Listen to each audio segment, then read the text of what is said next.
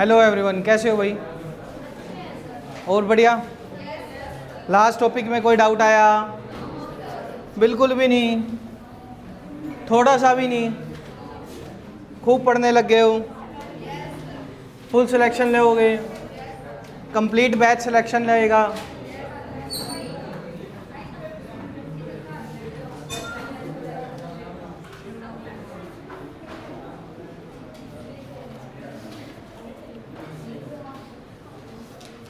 Lastly हमने क्या किया था, कुछ जो डायग्राम बेस थे, किस किस के? लेंस टॉपिक में हमने किसके किए थे? कन्वेक्स लेंस के। हमारे कनकेव लेंस के 2 डायग्राम रहते थे, है ना? यही है। एक क्वेश्चन पूछ लूँ, किसके रिगार्डिंग? कन्वेक्स लेंस के रिगार्डिंग। मुझे ये बता दो, अगर पोजीशन ऑफ ऑब्जेक्ट जो है, पोजीशन ऑफ ऑब्जेक्ट जो है वो बिटवीन F1 एंड पोल के मिड में है, तो इमेज की जो फॉर्मेशन है वो कहाँ होएगी? एट दी ऑब्जेक्ट साइड, जहाँ पे ऑब्जेक्ट होएगा वहीं। अगर कनकेव में बात करूँ तो कि भाई अगर कनकेव मिरर में पोजीशन ऑफ ऑब्जेक्ट अगर पोल एंड फोकस के मिड में है, यानी वहाँ है, तो कहाँ होएगा? Behind the mirror. और जो नेचर है वो कैसा होएगा? आया समझ में? दोनों में सेम सा ही है, ठीक है। अब हमें है ना 2 डायग्राम किसके करने हैं? कनकेव के। कनकेव का डायग्राम बना लेते हैं।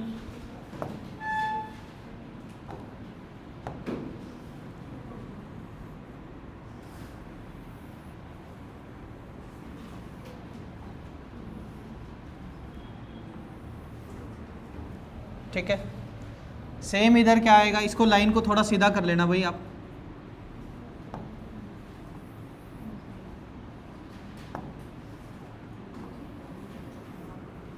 ठीक है, यहाँ क्या आएगा? F1। यहाँ क्या आएगा भाई? C1। इधर क्या आएगा? इधर क्या आएगा?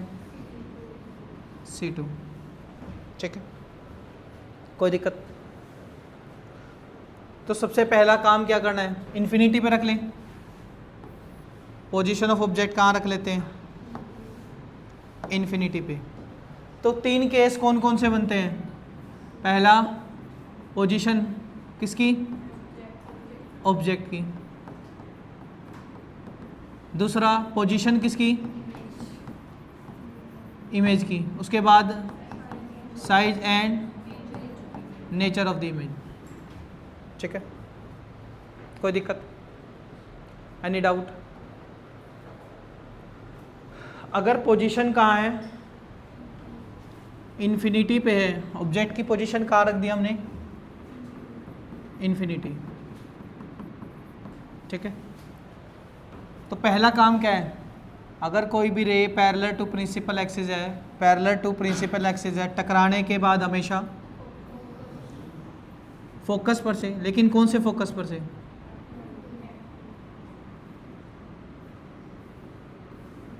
क्योंकि ऐसा क्यों? क्योंकि जो कनकेव लेंस है वो कैसा है? डाइवर्जिंग, कन्वर्जिंग नहीं है। ठीक है, तो सेम एज इट इज ये भी कैसा होएगा?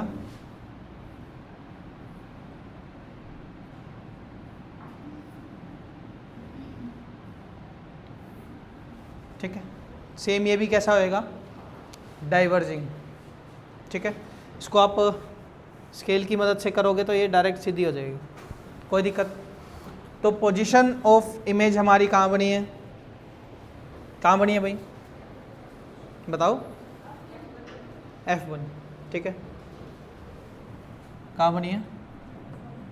और साइज और नेचर और बता दो भाई। पॉइंट साइज नेचर बता दो। Virtual and erect, virtual and erect. ये पहला केस है किसका? कनकेव। और ये जो कनकेव का जो केस है ये एसएससी सीजीएल में डायरेक्ट आया है, सीजीएल का डायरेक्ट क्वेश्चन है, ठीक है, कि अगर पोजीशन ऑफ ऑब्जेक्ट हमारी कहाँ है? इन्फिनिटी पे, in case of concave lens, then what is the nature, nature पूछा गया, ठीक है, आया समझ में? ठीक है, यहाँ तक कोई दिक्कत? Any doubt? नेक्स्ट करें अगला जो सेकंड है। इसके बाद हमारे लेंस का ना सारा ख़त्म हो जाएगा, थोड़े बहुत क्वेश्चन रहेंगे वो हम करेंगे फिर।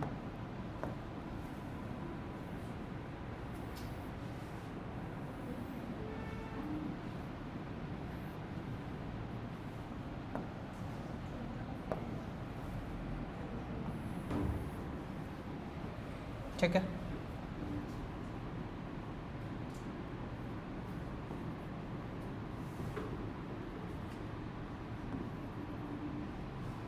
ये क्या है? इन्फिनिटी, ठीक है। पोजीशन ऑफ ऑब्जेक्ट कहाँ रखे अब बताओ भाई? इन्फिनिटी और सी के, है ना, सी से परे, बियॉन्ड सी कर लो चाहे, ठीक है। यहाँ लास्ट टाइम भी तुमने थैंक यू नहीं बोल के गए नारकली को, ठीक है, दोबारा फिर से आ गई, ठीक है, यहाँ तक कोई दिक्कत? Any doubt? पहला काम क्या है? वही सेम, इधर F2 इधर C2, ठीक है, इधर क्या हो जाएगा? F1 C1। पहला काम क्या है? कोई भी अगर रे है, ठीक है, पैरेलल टू प्रिंसिपल एक्सिस है तो टकराने के बाद हमेशा फोकस पर से, पहला काम। दूसरा क्या करना है हमें? ये जो ऑप्टिकल सेंटर O है यहीं से गुजार देना है,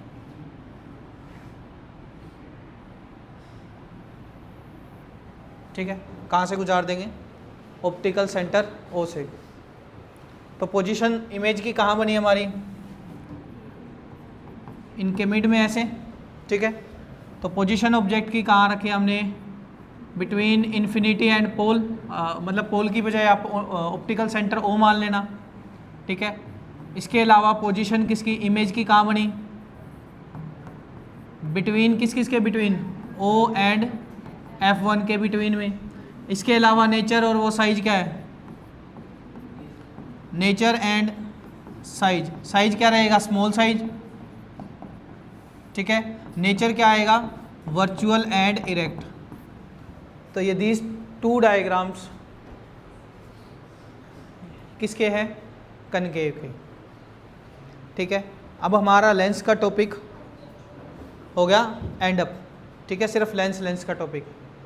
अब कुछ है ना बातें, जैसे हमने लॉ ऑफ रिफ्लेक्शन नहीं पढ़ा था, क्या पढ़ लिया था? लॉ ऑफ रिफ्लेक्शन रहता है ना, रहता है, नहीं रहता? पढ़ लिया था क्या? मैंने स्नेल्स लॉ बताया था उसमें? नहीं बताया, तो इट मीन्स वो रहता है। आए समझ में? यूँ हाँ हमें हाँ भर रहे हो, मैं हाँ में हाँ भर दूंगा तो मेरे ख्याल में सिलेबस हो जाएगा, ठीक है। आपकी हाँ और मेरी हाँ सेम सी आ रही है, यही है, ठीक है। देखो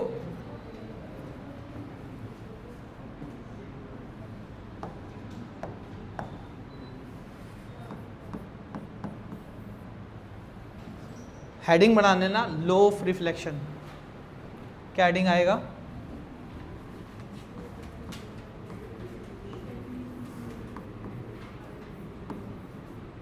रिफ्रैक्शन,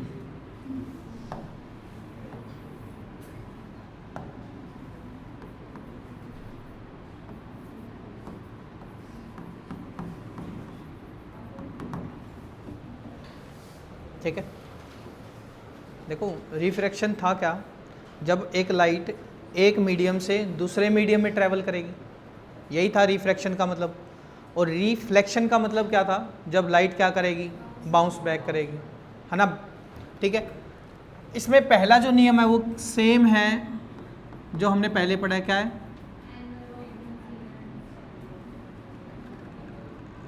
जो आपका इंसिडेंट रे है, इंसिडेंट रे कोमा रिफ्रैक्टेड रे,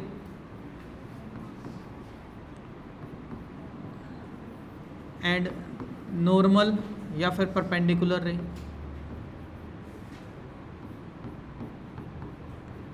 या फिर perpendicular ray are lie on a same plane.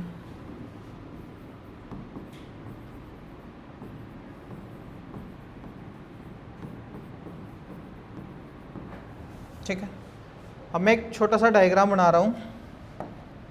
ठीक है,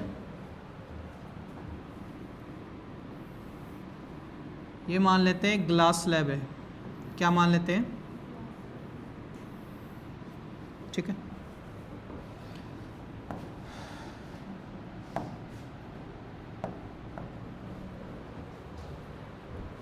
मैंने यहाँ क्या रखी? टॉर्च रखी। ग्लास स्लैब पे मैंने कहाँ रखी टॉर्च? यहाँ रखी। ठीक है, मान लेते हैं यहाँ टॉर्च रखी। ठीक है, डन यहाँ पे। अब ये कौन सा मीडियम है? एयर, और ये क्या है? ग्लास। ठीक है, ठीक है, दो तरीके के मीडियम होते हैं, एक तो रेयरर मीडियम होता है, दूसरा कैसा होता है? डेंसर। ठीक है, एक रेयरर मीडियम होता है, दूसरा कैसा होता है? डेंसर।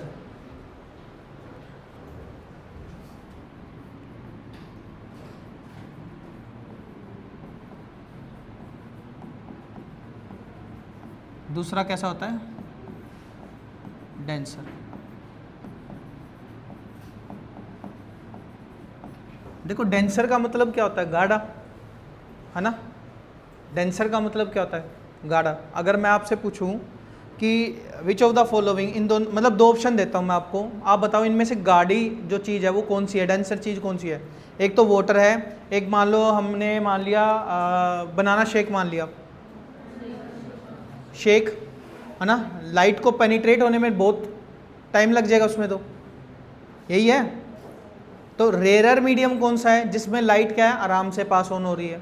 डेंसर मीडियम क्या है? जिसमें लाइट पास ऑन तो हो रही है लेकिन थोड़ा सा बेंडिंग भी हो रही हो, जिसमें ग्लास भी एक एग्जांपल है। क्या एग्जांपल है? ग्लास। ठीक है, यहाँ तक कोई दिक्कत? अब अगर मैं इस लाइन को और थोड़ा सा बनाऊं,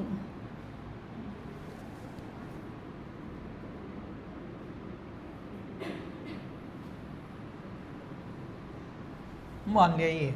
ठीक है, आया समझ में? लाइट टॉर्च रखी मैंने यहाँ से यहाँ थोड़ी सी बेंडिंग होके चलेगी, कोई दिक्कत? Any doubt? अब अगर मैं इसके कौन सा कलर, ये ले लेते हैं। ठीक है, अब अगर मैं नॉर्मल ड्रॉ करूँ तो कुछ इस तरीके से बनेगा, परपेंडिकुलर, है ना? परपेंडिकुलर कुछ इस तरीके से बनेगा। तो ये वाला जो इतना इतना हिस्सा आया मेरे, ये क्या कहलाएगा? एंगल आई, है ना? ये क्या कहलाएगा? Angle i. और जो ये इतना हिस्सा है ये क्या कहलाएगा? Angle r. हमने जब लॉ ऑफ रिफ्लेक्शन पढ़ा था तब क्या पढ़ा था कि भाई angle i is equal to angle r होगा, है ना? रिफ्लेक्शन के केस में। तो जब मैं सेकंड नियम बना रहा हूं, सेकंड नियम के बारे में सोच रहा हूं, तब क्या ये सेम रहेगा? नहीं रहेगा। ठीक है, याद रखना इसके केस में जो लॉ ऑफ रिफ्लेक्शन है, रिफ्रैक्शन है, इसमें कभी भी angle i is not equal to angle r, कभी भी सेम नहीं होएगा भाई, कभी भी। क्या होएगा? कभी भी सेम नहीं होएगा।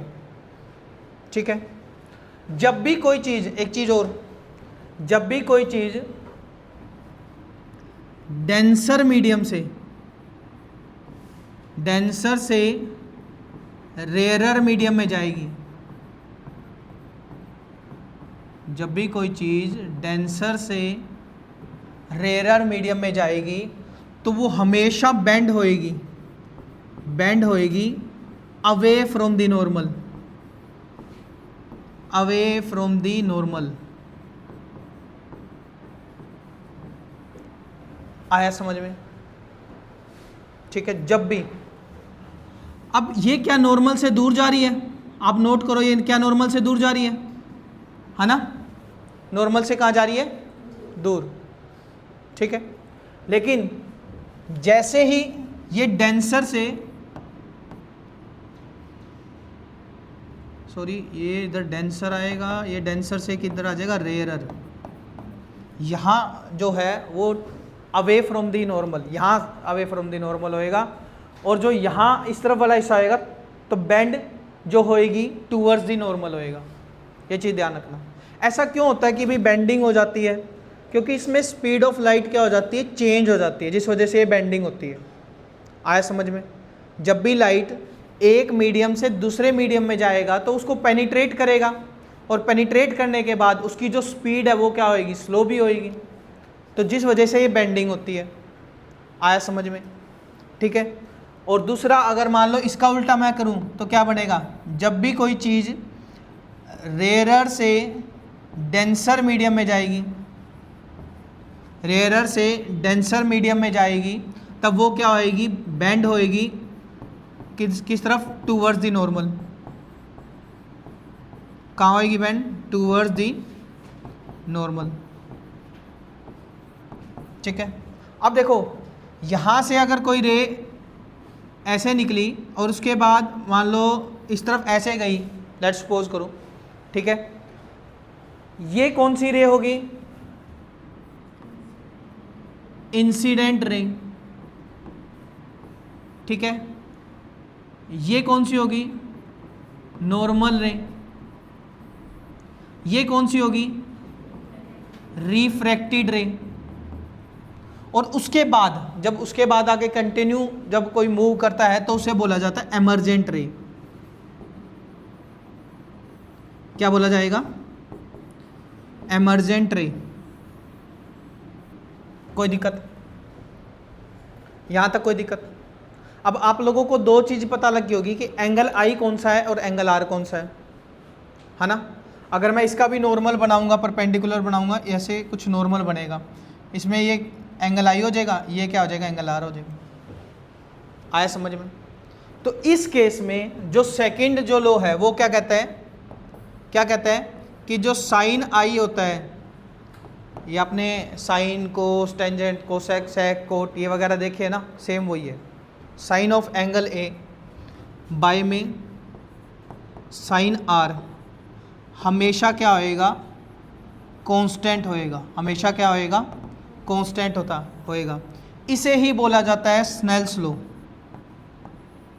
क्या बोला जाता है? ठीक है। तो Snell's law, law of reflection का जो सेकंड नियम है वो है, ठीक है। लॉ ऑफ रिफ्रैक्शन का जो सेकंड नियम है वो क्या है? स्नेल्स लॉ है, ठीक है। ये एक्चुअली में डच मैथमेटिशियन थे स्नेल, और 1661 में इन्होंने क्या दिया था? ये स्नेल लॉ के बारे में बताया था, ठीक है। आया समझ में? क्या बताया था? Sine of angle I by में sine of angle R is equal to हमेशा क्या होएगा? कांस्टेंट होएगा। और यही कांस्टेंट क्या कहलाता है? रिफ्रैक्टिव इंडेक्स कहलाता है। क्या कहलाता है? क्या कहलाता है? ठीक है। मैंने आपको ये बताया कि भाई यहाँ पे ना बेंडिंग होएगी लाइट। क्या हमने कभी देखा है ऐसी चीज़ को जो बेंडिंग होती हो? हाँ, कभी भी आपने मान लो छोटे थे तब या कुछ ऐसा किया हो कि भाई एक कांच के गिलास में आपने क्या रखा हो? एक पेंसिल को रखा हो, तब जो पेंसिल है ना आपको थोड़ी बेंडिंग की तरफ दिखेगी, ऐसे स्ट्रेट नहीं दिखेगी।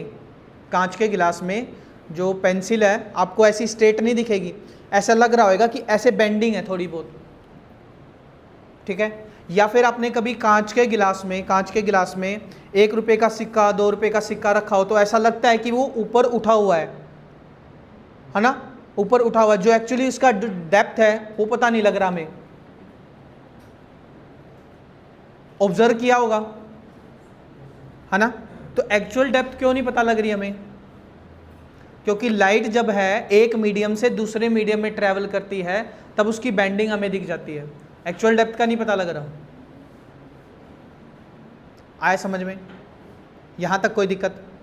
क्या रिफ्रैक्टिव इंडेक्स पता लगा क्या होता है? ठीक है, कैसे पता लगा कि किसी का भी साइन आई और साइन आर, बाई में साइन आर हमेशा कांस्टेंट होएगा और ये कांस्टेंट क्या कहलाएगा? Refractive index.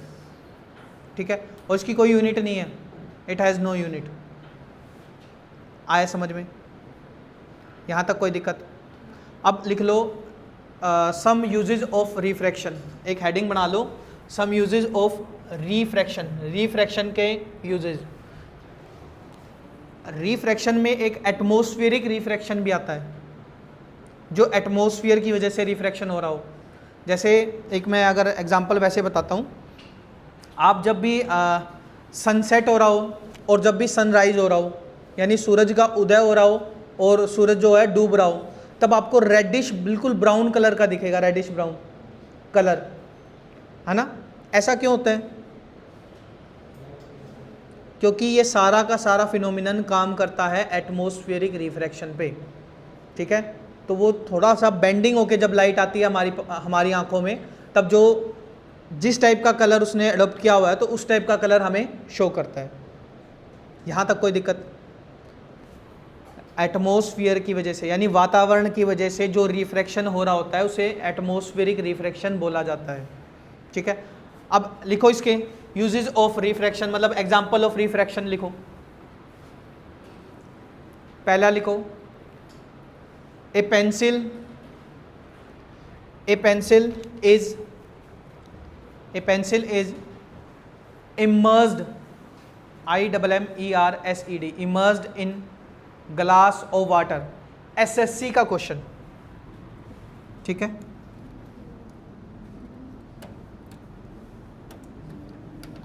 यहां तक कोई दिक्कत? Any doubt?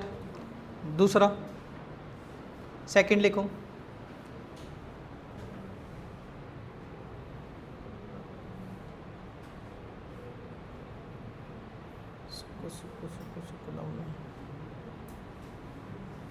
फिजिक्स।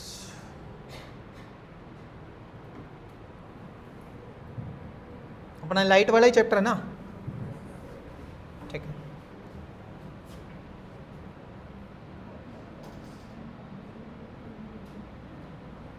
दूसरा लिखो, ए रूपी कॉइन, यानी सिक्का, 1 रुपए का सिक्का,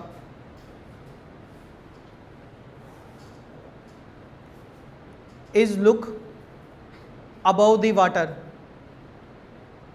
is look above the water.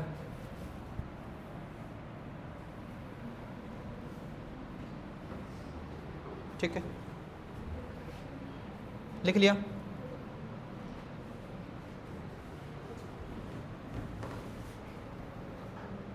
ठीक है,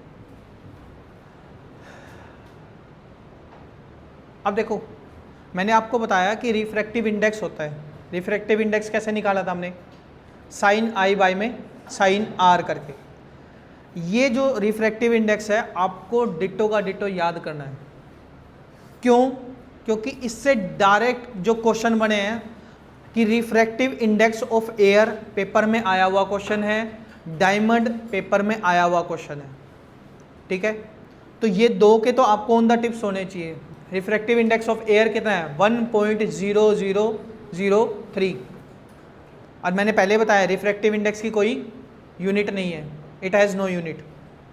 ठीक है, तो ये जो रिफ्रैक्टिव इंडेक्स है आपके एनसीईआरटी में भी दिया हुआ है, आपको इसकी वैल्यू याद हो। आए समझ में? बाकी मैं थोड़ा बहुत बता देता हूँ आपको।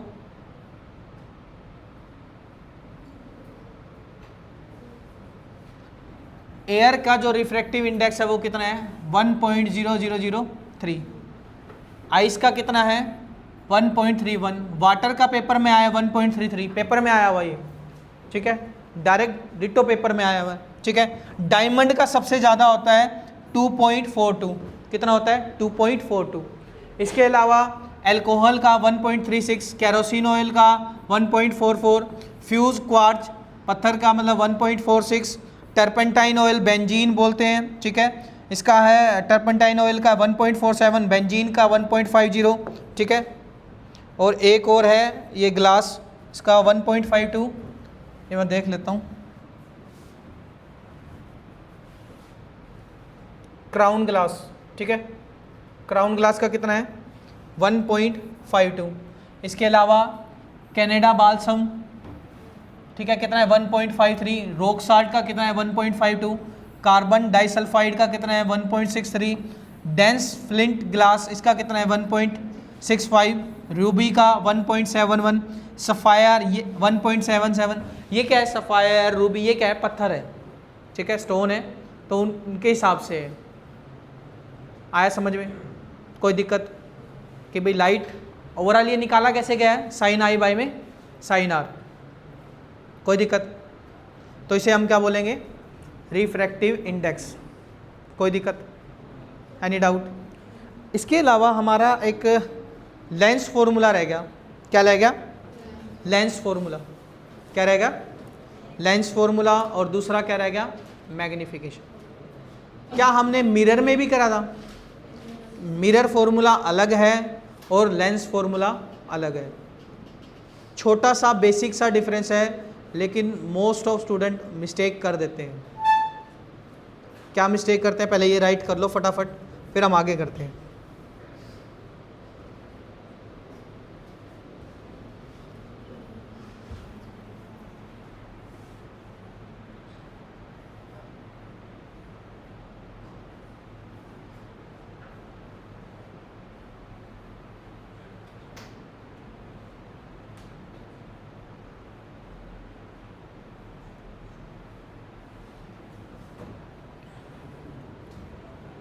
एयर का क्वेश्चन 120% है, आया हुआ है, मैंने देखा है। दूसरा वाटर का मैंने देखा है। तीसरा डायमंड का क्वेश्चन मैंने देखा है। चौथा क्वेश्चन जो मैंने देखा है ना, आपको ये बाकी सारे याद करने के लिए क्यों कह रहा हूँ कि भाई किसका क्वेश्चन आया हुआ, 4 ऑप्शन दे देगा आपको कि भाई किसका जो है रिफ्रैक्टिव इंडेक्स कम है, विच ऑफ द फॉलोइंग। तो इसलिए ये सारा का सारा टेबल आपको याद करना पड़ेगा। ये जो रेलवे और एनटीपीसी के पेपर आते हैं ना, उनमें मोस्ट ऑफ जो क्वेश्चन बने हैं ना वो इसी तरीके से बने हैं कि भाई किसका जो रिफ्रैक्टिव इंडेक्स है कम है, किसका रिफ्रैक्टिव इंडेक्स क्या है ज़्यादा है। आए समझ में? तो इस बेस पे आपको ये पूरी टेबल याद हो तो बेटर रहेगा, ताकि आप इजीली उन क्वेश्चन को टैकल कर पाओ। अगर याद नहीं हो रहा तो दोबारा याद करो, कोई चारा नहीं है इसको याद करने का, ठीक है। कोई ऐसा नहीं है कि शॉर्ट निमोनिक्स बने कि भाई याद हो जाए ना। हाँ बस अगर बिल्कुल बेसिक ग्रुप डी का एग्ज़ाम है तो आप एयर का याद रख सकते हो, वाटर का याद कर सकते हो और डायमंड का, तो उसमें काम चल जाएगा आपका। अगर आप सीजीएल की तैयारी कर रहे हो तो आपको ये ऑन द टिप्स हो सारे के सारे। यहाँ तक कोई दिक्कत? कर लिया राइट? क्या रहता है? करो करो फटाफट राइट करो।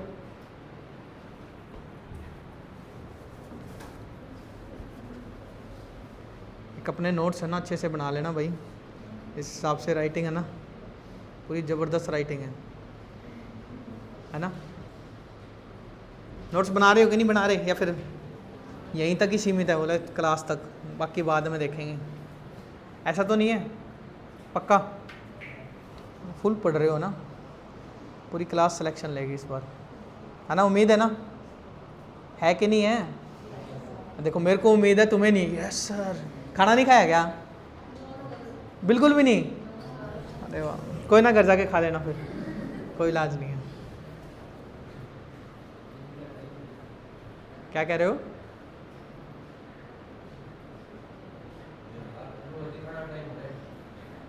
खाने का टाइम होगा आपका? हाँ कोई ना, खा लेना। मैं भी शायद 15 मिनट ही हूँ, 15 मिनट बाद आराम से खाना। लिख लिया? क्या हो गया? डन? ठीक है।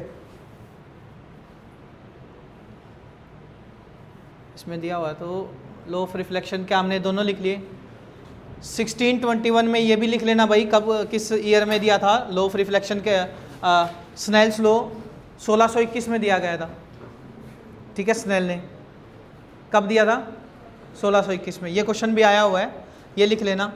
और ये बातें भी है कि जब डेंसर मटेरियल होएगा तो लाइट क्या होएगी, लाइट स्लो डाउन होएगी और बेंड होएगी closer to the normal line, normal line की तरफ क्लोज जाएगी। ये पेपर में आया हुआ क्वेश्चन है कि भी जब मान लो लाइट है, लाइट एक मीडियम से दूसरे मीडियम में ट्रैवल करती है तो वो बताएगा कि रेयर मीडियम से डेंसर में जा रही है, डेंसर टू रेयर, तब नॉर्मल के क्लोज कौन सी होएगी और नॉर्मल से दूर कौन सी जाएगी, ये चीज़ भी ध्यान रखना। ठीक है, तो ये 2-3 लाइनें हैं, ये भी लिख लो। ठीक है, ऊपर का हमने लिख लिया था कि फर्स्ट लो कि सारे के सारे लाई करते हैं सेम प्लेन पे, ये स्नेल्स लॉ हो गया हमारा।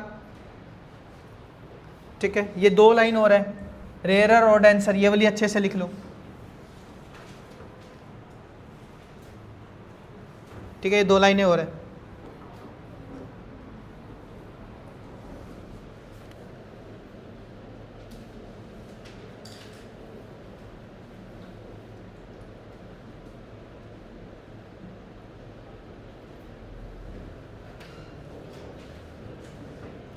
आरआरबी ग्रुप डी का एग्ज़ाम सिटी आई हुई है, देख ली थी क्या? नो, नहीं देखी। एक हरियाणा में है ना, आयुष यूनिवर्सिटी करके है कुरुक्षेत्र में, उसके भी क्लैरिकल पोस्ट निकली हुई है, अगर आप अप्लाई करना चाहो तो देख लो। ठीक है, एग्ज़ाम तो दे के देख लो। एज ही नहीं है, कोई ना कभी तो होएगी, जब बता देंगे।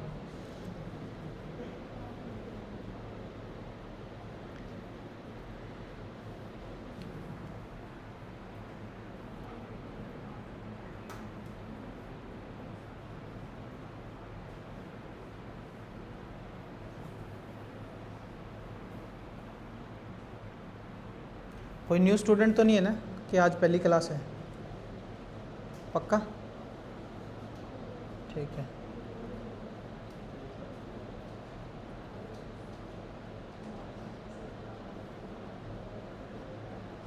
बाकी जो कोई बिल्कुल ही हिंदी मीडियम से तो नहीं है ना, मतलब बिल्कुल ही कि उसका थोड़ा बेसिक भी मतलब बिल्कुल हिंदी मीडियम चाहिए, कोई ऐसा तो नहीं है? क्योंकि हिंदी में भी इनके मोस्ट ऑफ सेम वर्ड है, रिफ्रैक्टिव इंडेक्स है, तो रिफ्रैक्टिव इंडेक्स ही है। ठीक है, आया समझ में? डन, यहाँ तक लिख लिया, राइट कर लिया। Speed of light rare medium हो गया, ये क्वेश्चन हम बाद में करेंगे। उससे पहले हमें करना है, उससे पहले हमें क्या करना है,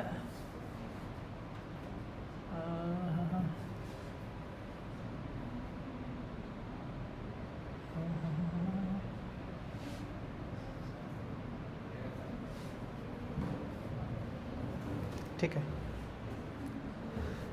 अभी है ना हमारा एक छोटा सा फॉर्मूला रहता है, दैट इज़ लेंस फॉर्मूला। ठीक है, और मैग्नीफिकेशन।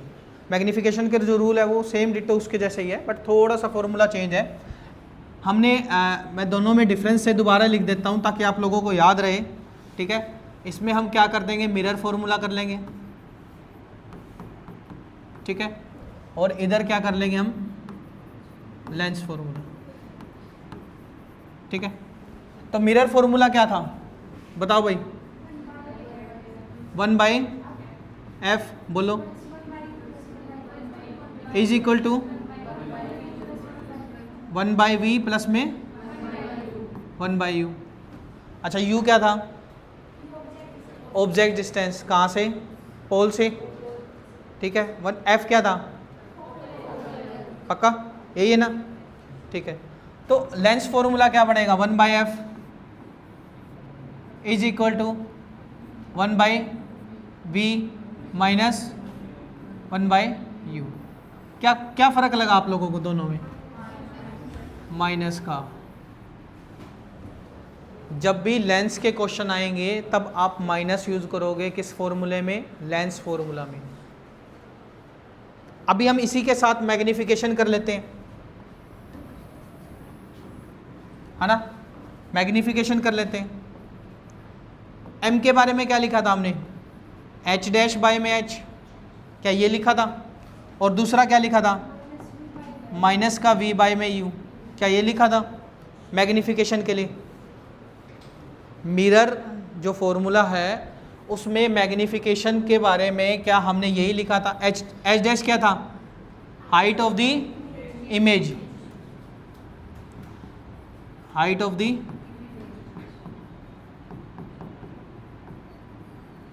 और एच क्या था, हाइट ऑफ द ऑब्जेक्ट, यही था।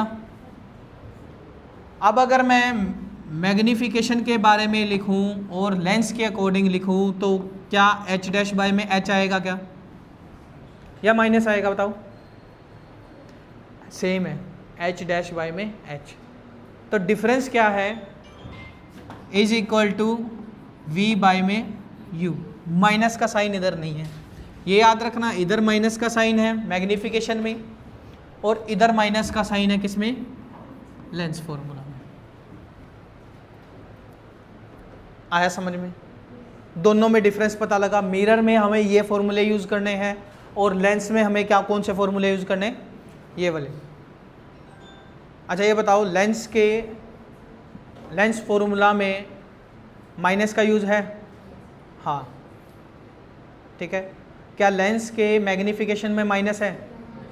नहीं, ठीक है। ये मैं बार बार क्यों कह रहा हूँ, क्योंकि बच्चे हर बार करके आएंगे। किसमें? अगर लेंस पूछा है तो मिरर करके आएंगे, मिरर पूछा है तो लेंस करके आएंगे। और याद रखना, आपको लगता है कि भाई मिरर पूछा है आपसे और लेंस का फॉर्मूला में आपका ऑप्शन सेम मिलता होएगा, ऐसा ऑप्शन देंगे 4 ऑप्शन में से जो 2 तो आप वाइप आउट कर सकते हो आराम से, जो 2 ऑप्शन होंगे ना तो उनमें से एक लेंस का फॉर्मूले के हिसाब से आंसर होएगा उसमें। आया समझ में? तो ये थोड़ा सा बेसिक है, इसको ज़रूर देखना। दोनों में डिफरेंस पता लगा कि एच डैश बाय में एच तो सेम ही सेम है दोनों में, इधर भी सेम है और इधर भी, यानी मिरर फॉर्मूला में भी सेम है और लेंस में भी। डिफरेंस कहाँ है कि v बाई यू का यूज़ कहाँ होएगा, लेंस में, और मिरर में माइनस v बाई यू। कोई दिक्कत? यहाँ तक कोई दिक्कत? तो हमारा जो मेन टॉपिक है यहाँ तक एंड होता है। उसके अलावा हमारा टॉपिक क्या रहता है, पावर ऑफ लेंस। क्या रहता है टॉपिक? Power of lens. तो वो करने के लिए हम शीट पे आ जाते हैं।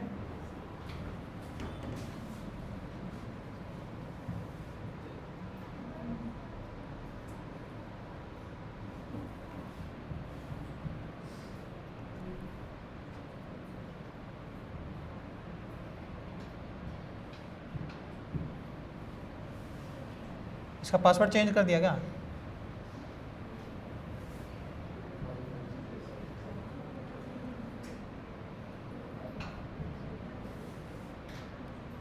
Wrong password.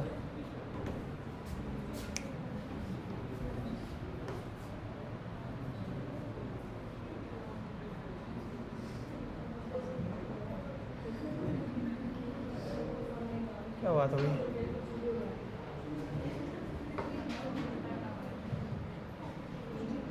ठीक है, बस भाई ये लास्ट टॉपिक है भाई इस टॉपिक का, इस चैप्टर का। Power of a lens, power of a lens is a last topic. कुछ बातें हमें जो ध्यान रखनी है क्या है कि पावर ऑफ ए लेंस का फॉर्मूला क्या है, P is equal to 1 by में F। और जो F है यानी कि जो फोकल लेंथ है वो किस में होनी चाहिए, हमेशा मीटर में। किस में होनी चाहिए? मीटर में। और इसकी जो SI यूनिट है बहुत बार पेपर में आया है, बहुत बार पेपर में आया है, दैट इज डायोप्टर। सबसे ज़्यादा important power of a lens क्या है, ये क्या है, पावर है किसकी, लेंस की। वो किसको डिफाइन करता है, reciprocal of its focal length, यानी 1 बाय में F। ठीक है, और F हमेशा किस में होना चाहिए, मीटर में। तो मीटर में होएगा तो SI यूनिट क्या निकल के आएगी हमारी, डायोप्टर। SI यूनिट क्या निकल के आएगी, डायोप्टर। ठीक है, बहुत बार एग्जाम में आया हुआ क्वेश्चन है कि पावर ऑफ ए लेंस की SI यूनिट क्या है, बहुत बार, दैट इज डायोप्टर। ठीक है, और डायोप्टर को किससे रिप्रेजेंट किया जाता है, D से। तो कब होएगा, जब F जो है हमारा मीटर में होएगा। ठीक है, तो 1 डायोप्टर किसके इक्वल है कि पावर ऑफ ए लेंस को शो करता है जब इसकी जो फोकल लेंथ है वो कितनी हो, 1 मीटर। ठीक है। इसके अलावा जो लेंस है उनका यूज़ कहाँ कहाँ होता है, कैमरा में, माइक्रोस्कोप में, टेलीस्कोप में। ये कुछ यूजेज है किसके, लेंस के। किसके यूजेज है, लेंस के। आप लोगों के लिए एक क्वेश्चन दे दिया जाए, एक क्वेश्चन दे दिया जाए घर के लिए, है ना। एक बार ये राइट कर लो, फिर इसके बाद एक क्वेश्चन देते हैं आपको घर के लिए, वो भी लेंस टॉपिक से। छोटा सा क्वेश्चन है, वो तो यूँ ही कर दोगे आप लोग।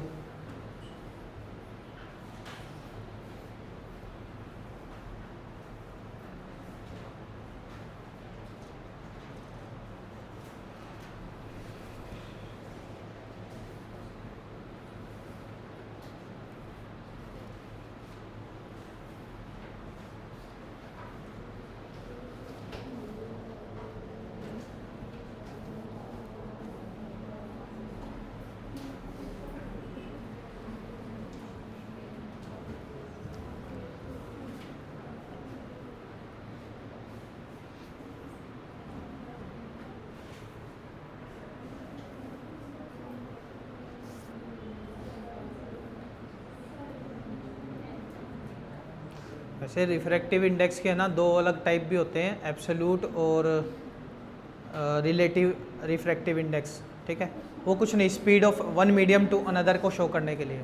ठीक है, एक मीडियम से दूसरे मीडियम में। ठीक है, इसमें एक में क्या ले लिया जाता है, वैक्यूम को ले लिया जाता है। ठीक है, स्पीड ऑफ जो लाइट होती है और वैक्यूम होती है वो कितनी होती है, 3 × 10⁸ ठीक है, ये चीज़ ध्यान रखना, ये बार बार क्वेश्चन आता है। ठीक है, ये हो गया, डन कर लिया, राइट। तो एक छोटा सा क्वेश्चन आप लोगों के लिए, ये रहा क्वेश्चन, आप राइट कर लो। इसका जो सॉल्यूशन है वो हम नेक्स्ट क्लास में डिस्कस करेंगे भाई। क्या क्वेश्चन है, एक concave lens has focal length कितनी है, 15 centimetre. At what distance should the object from the lens to be placed so that it form an image at 10 centimetre from the lens. Image जो बन रही है वो कहाँ बन रही है, 10 centimetre from the lens. Also find the magnification produce by the lens, कि भाई उस लेंस के द्वारा कितना मैग्निफिकेशन प्रोड्यूस किया जा रहा है। ठीक है, इस चीज़ को भी आपको राइट करना है, यानी m की वैल्यू भी निकालनी है। ये देख लेना लेंस कौन सा है भाई, कनकेव लेंस है। लेंस देख लेना कौन सा लेंस है।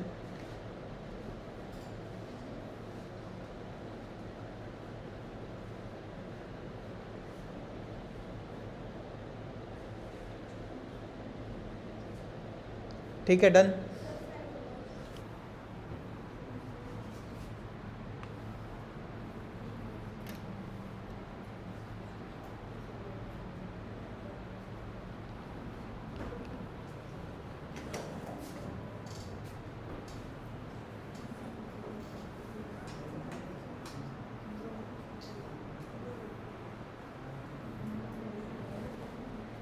क्या कर लोगे इसको, क्वेश्चन को।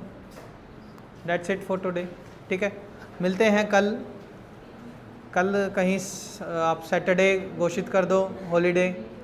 ठीक है, बट नुकसान आप लोगों का ही है। ठीक है, जितना आप रेस्ट करोगे उतना आप कंफर्ट जोन में आते जाओगे, और जो आपके अंदर का जो बेस्ट है वो कभी बाहर ही नहीं निकल पाएगा। ठीक है, तो याद रखना, बेस्ट नेवर रेस्ट। बेस्ट जो होएगा वो कभी रेस्ट नहीं करेगा। ठीक है, आओगे क्या कल, चलो ठीक है, थैंक यू, मिलते हैं नेक्स्ट क्लास में।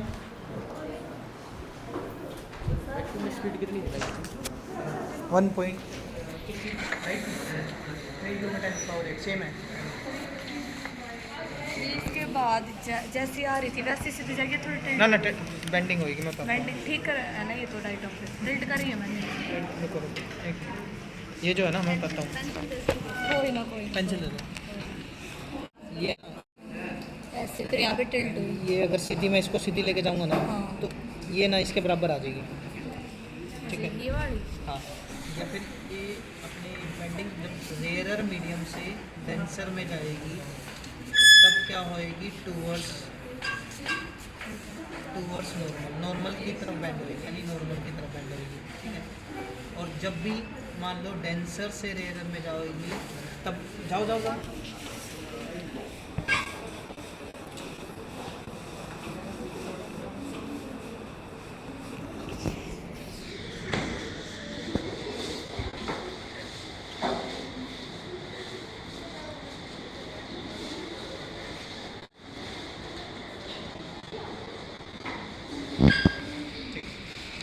जब भी मान के चलो डेंसर से किस में जाएगी, रेयरर में, तब अवे फ्रॉम द नॉर्मल।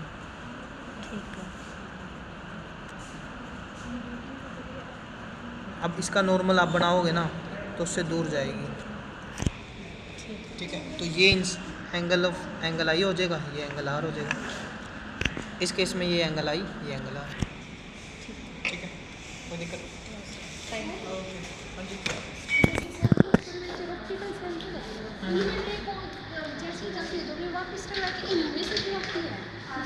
नहीं नहीं, वो तो सीधा ही चली जाएगी ऑप्टिकल सेंटर वो से। लेकिन जो कनकेव का डायग्राम है ना, जो एनसीईआरटी ने दिया हुआ है, इसमें क्या कह रहा है कि ये जो सीधी जाएगी ना तो उसी पे इमेज आएगी, आपको और ज़्यादा कड़ी मशक्कत करने की जरूरत नहीं है। सेंटर कर्वेचर कैसे कह रहे हो आप?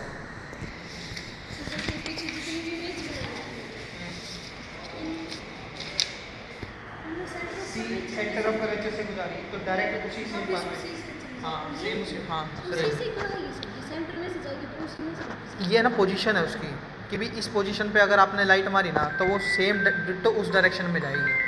थोड़ा सा हो सकता है कि भी इंटरचेंज हो, लेकिन इतना ज़्यादा नहीं होएगा।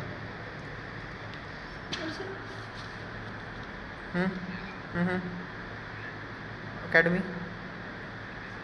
4 बजे। हाँ कि कोई ना, ठीक ठीक, अरे ठीक है। सर लेंस के 2 डायग्राम है, कुछ है क्या कर सकते हैं जो लेंस के लिए? ये ना मतलब एनसीईआरटी ने वैसे और भी बन सकते हैं। एनसीईआरटी ने टोटल कितने दिए, कितने करोगे? बहुत अलग अलग पोजीशन पे अलग अलग है। पोजीशन में वही सर, फिक्स बियॉन्ड इन्फिनिटी और ऑप्टिकल। हाँ तो टोटल इतने ही बन रहे थे। उसके 2 थे सर। इसके कनकेव करके लेंस की बात कर रहे हो, मेरे लेंस की कनकेव लेंस की, हाँ टोटली 2 बन रहे। तो आप ओवरऑल उसमें ना देखो, कनकेव लेंस में वर्चुअल और इलेक्ट्रिक बनेगा सब में। तो सर उसको आप कहीं से भी ले लो, बिटवीन उसके बोल के मतलब उससे आप आगे आगे बढ़ते रहोगे ना तो वो उतना पीछे इमेज देता रहेगा। बस बात ये है, मतलब वो पोजीशन बोल रही है। देखो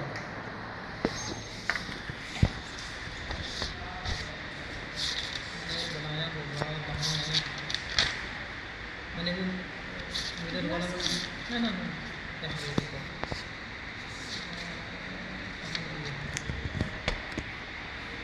ये सेम प्लेन है। इंसिडेंट भी एक पॉइंट पे टकरा रही है, रिफ्लेक्टेड भी एक पॉइंट पे टकरा रही है और नॉर्मल भी एक पॉइंट पे टकरा रही है। तो it mean they all are lie on same plane, same as it is. अगर मैं लेंस का लूँ, लेंस का बनाया कहाँ है, बनाया डायग्राम, ये बनाया हाँ ये बनाया। इंसिडेंट भी एक लाइन पे टकरा रहा है, नॉर्मल भी एक लाइन पे टकरा रहा है, और जो रिफ्लेक्टेड बना टेढ़ा होकर आया तो वो भी एक पॉइंट पे बन रहा है। तो they all are lie on same plane, दोनों तरफ एक ही बात होगी। मतलब इसका ये पॉइंट, हाँ पॉइंट, हाँ ठीक है। और बताओ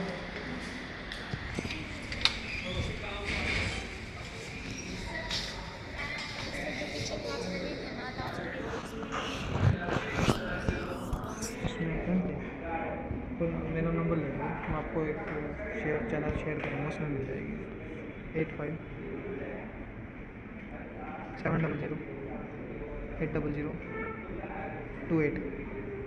व्हाट्सएप पे मैसेज करके छोड़ देना अर्पित सर, ठीक है, मैं आपको भेज दूँगा।